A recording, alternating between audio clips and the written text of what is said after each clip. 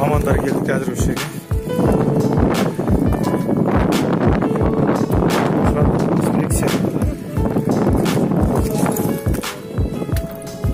Болған мекен жайттың бәрін айттық. Осы жерде бізді рахметін айтып жатыр.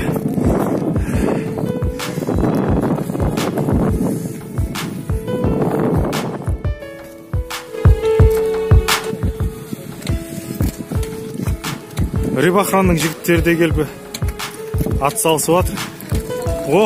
Міне. Молодец. Келіп.